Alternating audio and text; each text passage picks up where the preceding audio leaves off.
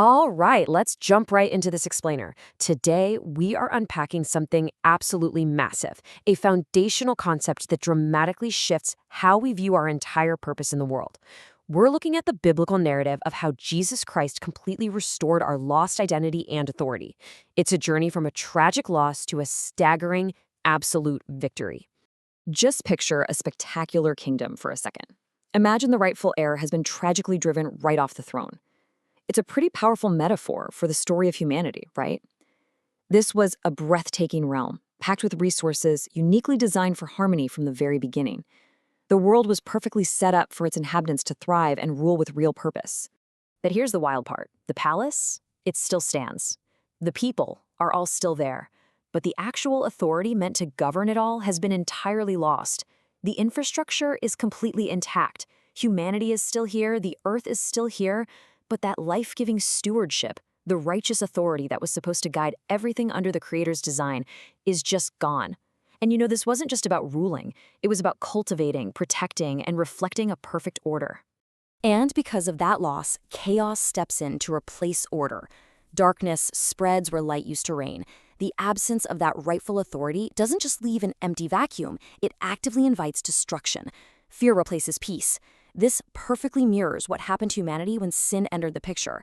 It deeply corrupted the authority and the fundamental identity we were originally entrusted with. So, that brings us to a huge, pivotal question.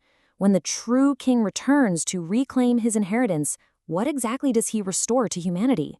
I mean, it's so easy to think of salvation as just some future destination, right? But what we're seeing here is so much deeper. It isn't just a future promise, it's about the profound, immediate restoration of our human identity right now.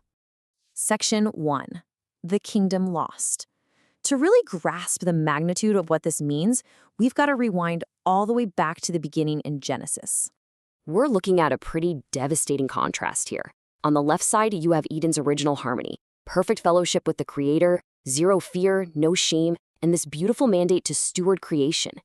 Adam wasn't meant to rule independently. He represented a righteous rule. But look at the right side. Following the fall, that reality completely shatters. The relationship was broken. Humanity became enslaved to sin, and that pristine authority became entirely corrupted. The core human identity was fractured. But even right in the middle of that judgment, God dropped a massive promise. An offspring would eventually come to crush the serpent. And this kicks off centuries of intense anticipation. By the 15th century BC, the Passover lamb pointed directly to him. In the 14th century, the whole sacrificial system and tabernacle were built to foreshadow his ultimate sacrifice. Jump to the 8th century BC, and you've got prophets boldly announcing his coming. All of this history was marching toward that 1st century AD moment when the true king was finally born. Fast forward, and Jesus hits the scene. Now, what's really interesting here is that his earthly miracles weren't just flashy displays of power. They were absolute proof that the true king and his kingdom had officially arrived. He lived in perfect obedience, commanded actual storms to obey him, healed the sick, and literally raised the dead. Where Adam failed in a perfect garden, Jesus remained perfectly faithful in a broken world. His authority was always exercised in perfect love, signaling the dawn of our restored identity. Now, to the people watching at the time, the cross looked like a brutal, devastating defeat. The Son of God was mocked and crucified. It looked like the definitive end of the story. But on that cross, Jesus took the judgment humanity deserved. 3 days later, that tomb was empty. The fundamental power of death was utterly broken, turning what looked like a total defeat into history's absolute greatest victory. And here is the clincher. After that empty tomb, Jesus didn't just claim some leftover authority. He claimed all of it.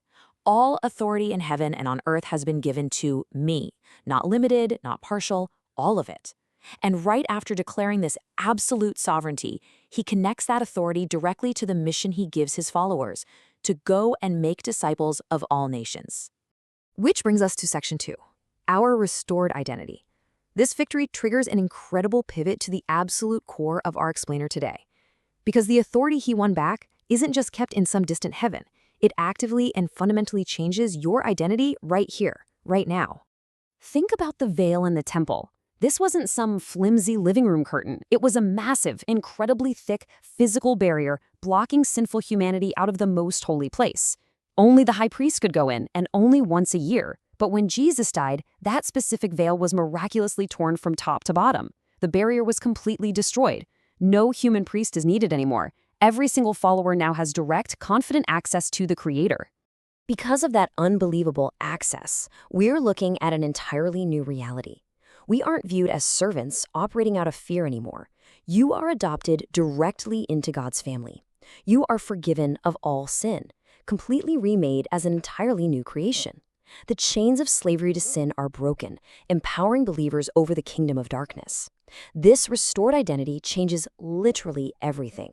You aren't a repaired version of your old self. You step into the role of a rightful heir with Christ.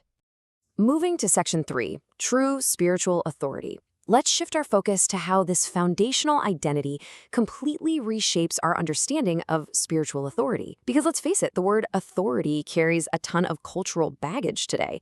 We often misunderstand it as a license to control people, which is the exact opposite of what we're looking at here. The world's view of authority is usually all about controlling circumstances, racking up personal success, and self-exaltation. But the biblical view, it flips that concept completely upside down.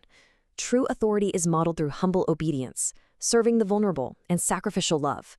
I mean, the ultimate example is when the King of the universe knelt down to wash his own disciples' dirty feet. He had all authority, and he deliberately used it to welcome children, forgive sinners, and serve. So how do we exercise this authority today? Well, it's definitely not about walking around with spiritual arrogance. First, it means living fully under Christ's lordship, a daily posture of submission. Second, it involves actively resisting the devil in faith, standing firm against darkness. And third, it calls us to act as literal ambassadors of the gospel. This means caring for our neighbors, making disciples, and bearing witness to a totally different kind of kingdom. And finally, Section 4, the eternal fulfillment. Let's look at how this whole incredible narrative builds toward the ultimate endgame of God's plan. Because while we have this beautifully restored identity for the present moment, the story isn't fully wrapped up just yet. We live in this kind of profound tension right now. In this current age, we're called to live faithfully, proclaim the gospel, and sometimes persevere through immense suffering. But we do it with absolute confidence because of what is promised in the age to come. We are pointing toward a day when Jesus returns to establish the new heavens and new earth. Death will be permanently removed, the curse will be lifted, and God will dwell directly with his people. So I want to leave you with a profound challenge as we wrap up this explainer. Armed with this incredible, mind-blowing inheritance, how will you live out your restored identity and authority as an ambassador of the King today? Because knowing exactly who you are, a restored heir, should absolutely change the way you walk into your workplace, your home, or your community this week. Thank you so much for joining me for this explainer. I'll catch you next time.